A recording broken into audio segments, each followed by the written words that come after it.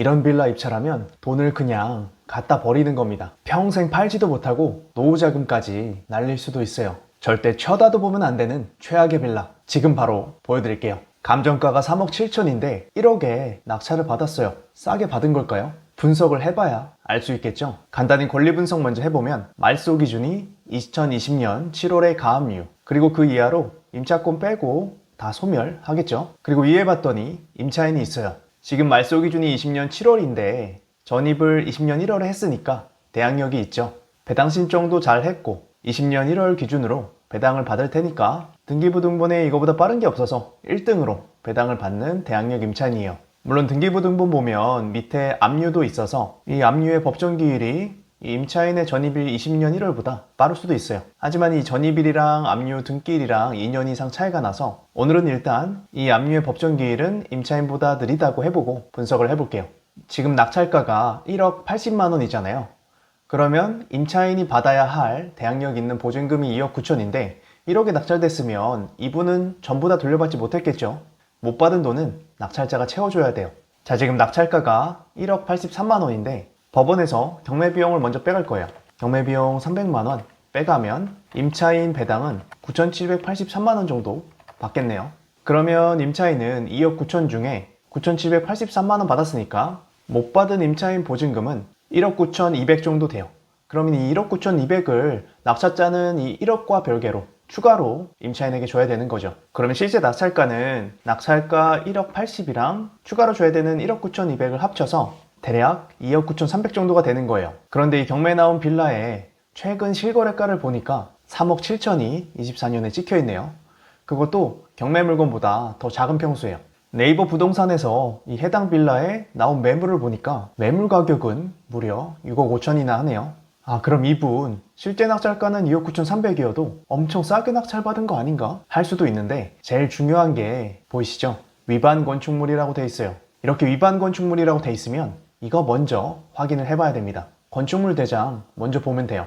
제2종 근린생활시설 사무소라고 돼 있죠. 서류상 주택이 아니라 상가인 겁니다. 상가로 지은 곳을 주택으로 쓰고 있어서 이렇게 위반 건축물 딱지가 붙은 거예요. 서류상 근린생활시설이지만 실제로는 빌라로 쓰고 있는 물건, 줄여서 근생빌라라고 하는데요. 이러면 뭐가 문제일까요? 일단 매년 벌금이 나와요. 이행강제금이라고 하는데요. 여기는 대충 계산해봐도 1,000만 원 이상 나올 것 같아요. 이 이행강제금, 이 벌금은 불법인 면적에 따라서 더 많이 부과되는데 이런 근생빌라는 집 전체가 불법이기 때문에 벌금이 더 많이 나오는 거예요.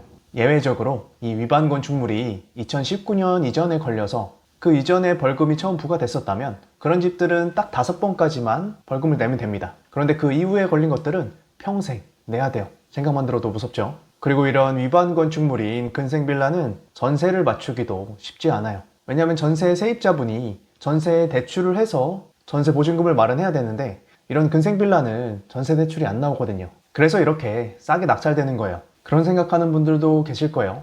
그럼 이거 그냥 싸게 낙찰 받아가지고 그냥 오래 갖고 있으면 언젠가는 재개발이 되지 않을까?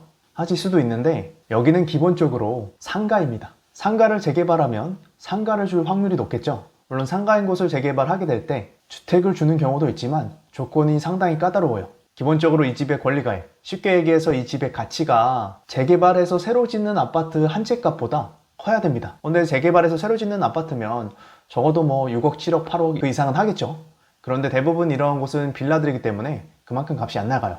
그러니까 조합원 입주권이 거의 안 나올 겁니다. 이렇게 안 좋은 게 많은데 이런 근생 빌라들은 왜 이렇게 많은 걸까요? 애초에 왜 이런 위반 건축물을 짓는 걸까요? 첫 번째는 주차장 때문에 그래요. 우리가 법적으로 집을 지으려면 법적으로 요구되는 최소한의 주차 대수가 있습니다. 그런데 집으로 지을 때보다 상가로 지을 때 그 주차 대수가 훨씬 적어요. 그러면 이 건물을 짓는 사람 입장에서는 내가 다 집으로 지으면은 10채밖에 못 짓는데 내가 중간에 근생빌라를 끼면 13채, 14채 지을 수 있다면 이렇게 근생빌라를 짓는 거죠. 근생빌라라고 해서 좀 더 싸게 팔아도 수익은 남으니까요. 우리가 건축물 대장에 이렇게 위반 건축물 딱지가 붙으면 불법으로 지정된 부분을 다시 합법적으로 바꾸면 이 위반 건축물 딱지를 뗄 수 있어요.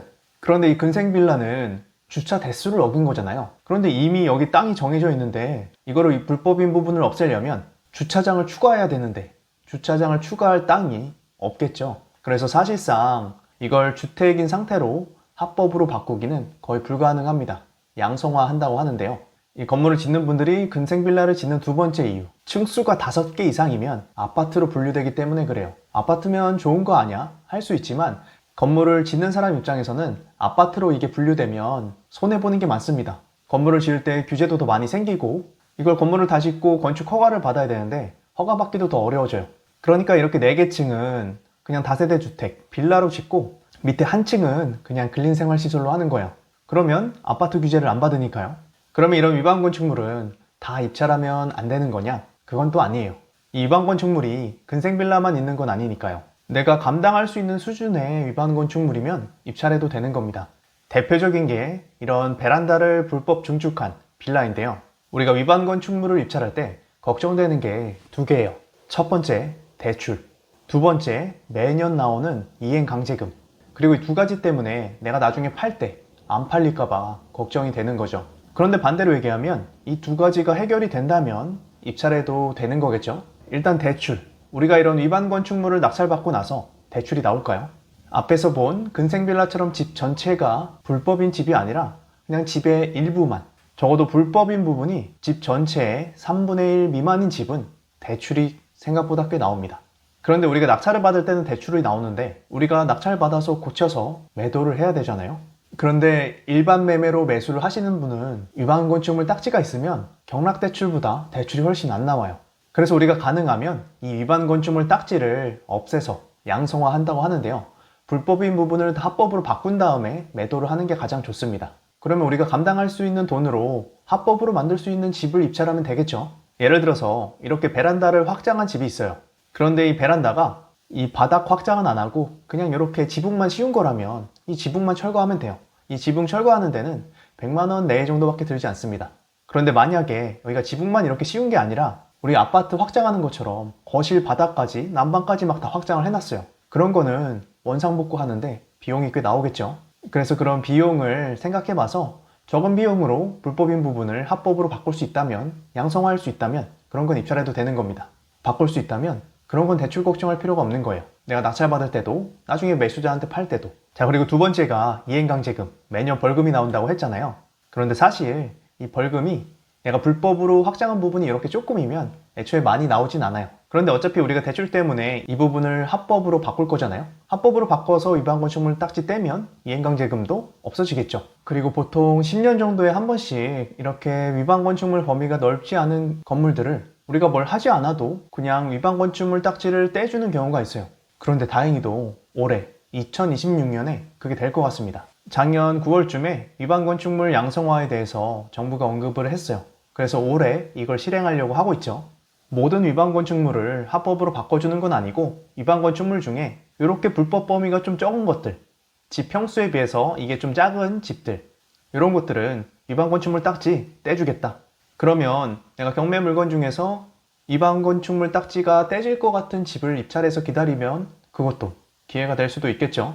아직 정확한 조건이 나오지는 않았지만 아마 과거랑 비슷할 걸로 보여요. 그래서 이 부분에 대해서는 제가 나중에 추가로 또 영상으로 정리를 해드릴게요. 오늘은 근생빌라 그리고 위반 건축물에 대해서 알아봤는데요. 이제 어떤 걸 하면 안 되는지 어떤 걸 해도 되는지 조금은 기준이 생기셨죠? 아마 여러분 주변 사람들에게 이 위반 건축물 딱지가 찍힌 빌라 투자해도 되는지 물어보면 대부분 절대 쳐다도 보지 말라고 할 거예요. 그런데 진짜 그런가요? 오늘 배운 걸 생각해보면 사면 안 되는 위반 건축물도 있지만 내가 해결할 수 있는 위반 건축물도 있다는 걸 알게 됐잖아요. 우리가 투자할 때 다른 사람들의 의견을 듣는 것도 중요하지만 내가 직접 판단할 줄도 알아야 돼요. 누가 안 된다고 하면 안 되나 보다 할 게 아니라 진짜 안 되는지 직접 찾아보고 안 되면 어디서부터 어디까지 안 되는지 보고 그 다음에 결론을 내려야 돼요. 그래야 그게 내 실력이 되고 다음에도 스스로 결정을 내릴 수 있을 겁니다. 아무도 내 인생을 대신 살아주지도 책임져 주지도 않아요. 오늘은 주변에서 안 된다고 해서 포기했던 일 하나만 떠올려 보세요. 그리고 그게 진짜 안 되는 일인지 5분만 찾아보세요. 생각보다 세상에는 내가 마음만 먹으면 할 수 있는 일들이 많다는 걸 알게 될 겁니다. 긴 영상 끝까지 시청해 주셔서 감사합니다. 제가 더 많은 분들을 도와드릴 수 있도록 구독과 좋아요 부탁드리고요. 그럼 오늘도 화이팅!